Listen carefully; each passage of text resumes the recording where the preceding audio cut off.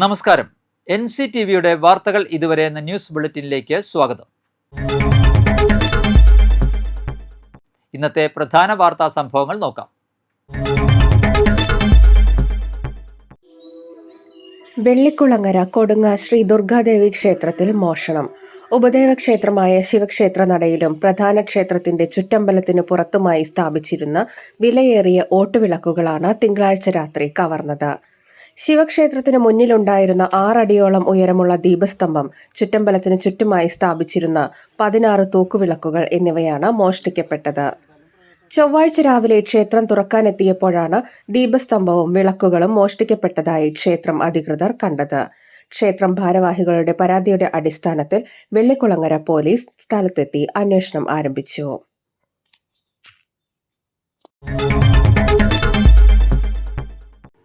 പുലിക്കണ്ണിയിൽ കാട്ടാന ശല്യം അതിരൂക്ഷമാകുന്നു. മുച്ചിക്കൽ പരിസരത്ത് സ്ഥാപിച്ചിരുന്ന സോളാർ വേലി തകർത്താണ് കഴിഞ്ഞ തിങ്കളാഴ്ച 5ഓളം ആനകൾ അടങ്ങുന്ന കാട്ടാനക്കൂട്ടം ജനവാസ മേഖലയിൽ ഇറങ്ങിയത്. ആനകളുടെ സാന്നിധ്യം പ്രദേശവാസികളിൽ വലിയ ഭീതി പരത്തിയിരിക്കുകയാണ്. പ്രദേശത്ത് വ്യാപകമായ കൃഷിനാശമാണ് കാട്ടാനക്കൂട്ടം വരുത്തിവെച്ചിരിക്കുന്നത്. മലമ്പത്തേരി ആലിയുടെ ഉടമസ്ഥതയിലുള്ള ഒരു തെങ്ങ് കാട്ടാനകൾ പൂർണ്ണമായും മറിച്ചിട്ടു. 5ഓളം ആനകളാണ് ജനവാസ മേഖലയിൽ തമ്പടിച്ചിരിക്കുന്നത്. സോളാർ വേലികൾ ഉൾപ്പെടെയുള്ള പ്രതിരോധ സംവിധാനങ്ങൾ കാട്ടാനകൾ തകർത്തതോടെ ജനങ്ങളുടെ ജീവനും സ്വത്തിനും യാതൊരുവിധ സുരക്ഷിതത്വവുമില്ലാത്ത അവസ്ഥയാണ്. കാട്ടാന ശല്യത്തിന് ശാശ്വത പരിഹാരം കാണാൻ വനം വകുപ്പും ബന്ധപ്പെട്ട അധികൃതരും അടിയന്തരമായി ഇടപെടണമെന്ന വനയോര കർഷക സംരക്ഷണ സമിതി ആവശ്യപ്പെട്ടു. പ്രദേശത്ത് വന്യമൃഗശല്യം തടയാൻ കൂടുതൽ കാര്യക്ഷമമായ നടപടികൾ സ്വീകരിക്കണമെന്നാണ് കർഷകരുടെ ആവശ്യം.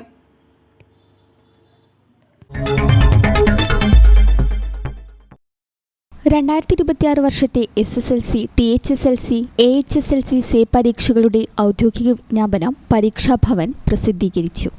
ഉപരിപഠനത്തിന് അർഹത നേടാനാകാത്ത വിദ്യാർത്ഥികൾക്ക് 1 വർഷം നഷ്ടപ്പെടാതെ തുടർ പഠനം ഉറപ്പാക്കാനുള്ള പരീക്ഷകൾ ജൂൺ 10 ആരംഭിച്ച് ജൂൺ 17 അവസാനിക്കുന്ന രീതിയിലാണ് ക്രമീകരിച്ചിരിക്കുന്നത്. പരീക്ഷ സംബന്ധിച്ച വിശദമായ വിജ്ഞാപനവും നിബന്ധനകളും പരീക്ഷാഭവന്റെ ഔദ്യോഗിക വെബ്സൈറ്റുകളിൽ ലഭ്യമാക്കിയിട്ടുണ്ട്. പരീക്ഷയ്ക്ക് അപേക്ഷിക്കേണ്ട രീതി, ഫീസ് ഘടന, അപേക്ഷ സമർപ്പിക്കേണ്ട അവസാന തീയതി തുടങ്ങിയ വിശദവിവരങ്ങൾ വെബ്സൈറ്റുകളിൽ നിന്നും വിദ്യാർത്ഥികൾക്ക് മനസ്സിലാക്കാവുന്നതാണ്. വിജയശതമാനം വർദ്ധിപ്പിക്കുന്നതിനും ഉന്നത വിദ്യാഭ്യാസത്തിന് അർഹത നേടുന്നതിനുമായി വിദ്യാർത്ഥികൾക്ക് ഈ അവസരം പ്രയോജനപ്പെടുത്താം. നിശ്ചിത സമയത്തിനകം തന്നെ അപേക്ഷകൾ ഓൺലൈനായി സമർപ്പിക്കാൻ താൽപ്പര്യമുള്ള വിദ്യാർത്ഥികൾ ശ്രദ്ധിക്കണമെന്ന് പരീക്ഷാഭവൻ അധികൃതർ അറിയിച്ചു.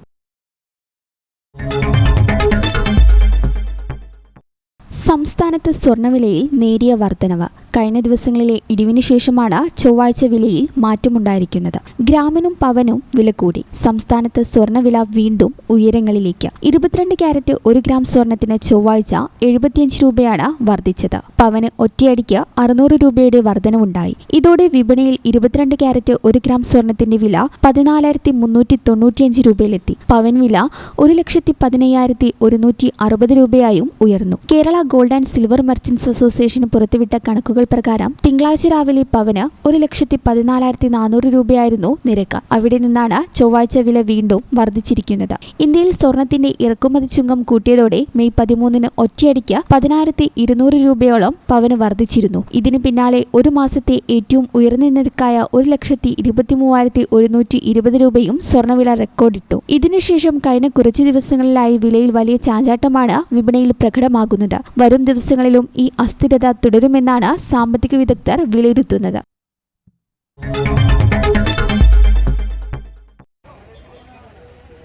മുഖ്യമന്ത്രി VD സതീശന്റെ തൂക്കം വരുന്ന 67 കിലോ കേക്ക് മുറിച്ചുകൊണ്ട് മറ്റത്തൂരിലെ ആഘോഷ പരിപാടികൾക്ക് തുടക്കം കുറിച്ചു.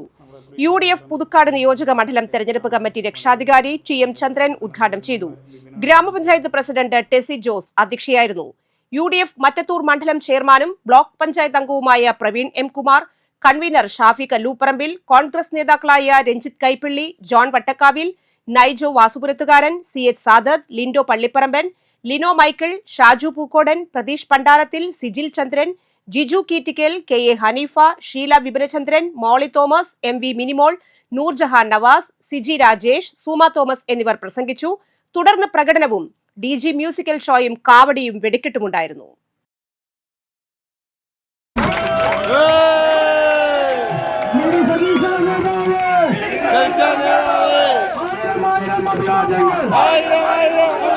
മറ്റത്തൂരിൽ അഭിവാദ്യങ്ങൾ. മറ്റത്തൂരിൽ അഭിവാദ്യങ്ങൾ.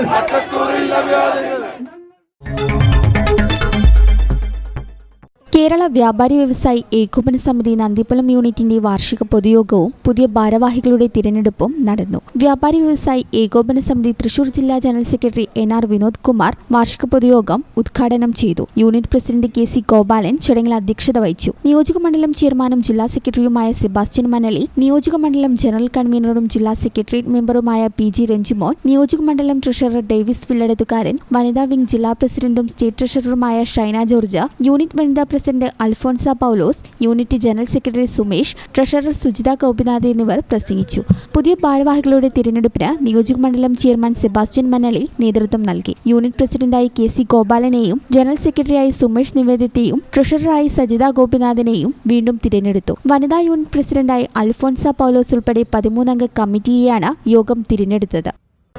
നല്ലതാണ്. കാരണം നമുക്ക് തികച്ചും ജനാധിപത്യ രീതിയിൽ ഇലക്ഷൻ വരുമ്പോൾ മാത്രമാണ് ഇത്തരത്തിൽ നമുക്ക് പ്രതികരിക്കാൻ അവസരം ലഭിക്കാറ്.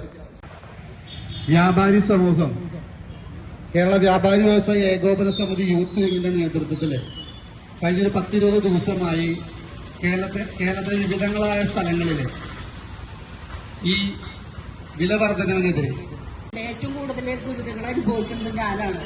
ഒരു ഹോട്ടൽ നടത്തുന്ന ആൾക്കാരായിക്കോട്ടെ, അവർ ഹോട്ടൽ നടത്തുന്ന 3-4 തൊഴിലാളികളുണ്ട്. അവരെല്ലാവരും എൻ്റെ അടുത്ത് വന്ന് എന്തെങ്കിലും ഒരു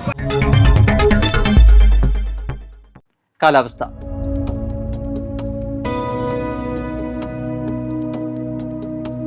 കൂടിയ താപനില 31 ഡിഗ്രി സെൽഷ്യസ്, കുറഞ്ഞ താപനില 26 ഡിഗ്രി സെൽഷ്യസ്.